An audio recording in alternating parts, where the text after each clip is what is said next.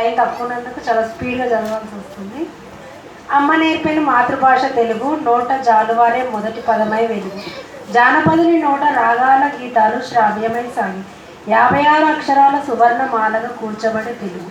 శిల్పాల తోటలో అందమైన ఆకృతి పొంది అలతి పదాలలో సుమధురంగా వినిపించే సుందరమైన తెలుగు అనుచు కొనియాడబడి పాటలై పరవళ్ళు తొక్కుతూ చోళనల్లా ఊరించి సాహిత్య సమరాంగణంలో విందు భోజనం చేసి ఆంధ్రభోజుడు ఆత్మతృప్తి కలిగించే తెలుగు పల్లకిలో రాజ్యమంతా విస్తరించే భాషల్లో లెస్సగా విలువీధుల్లో పొలికేక వేసి కీర్తించ తరించిన కవులను ఎందరినో కనకాభిషేకాలతో ఆలింగనము చేసుకొని ఆదరించి తరగని అమృత మదనంలో కావ్యాలు ఎన్నో ఉద్భవించి రాజటీవీగా సాహిత్య వీధుల్లో సమరశంఖము పూరించి ప్రాచీన లిపిగా పరిమళిల్లిన నా తెలుగు కావ్యభాష ఘనకీర్తి నేలపై పొందుతూ కూడలిగా అన్ని భాషలను కలుపుకొని పోతూ అన్ని భాషలకు తోడు నీడగా నా భాషే నిలిచి కృతజ్ఞతలు.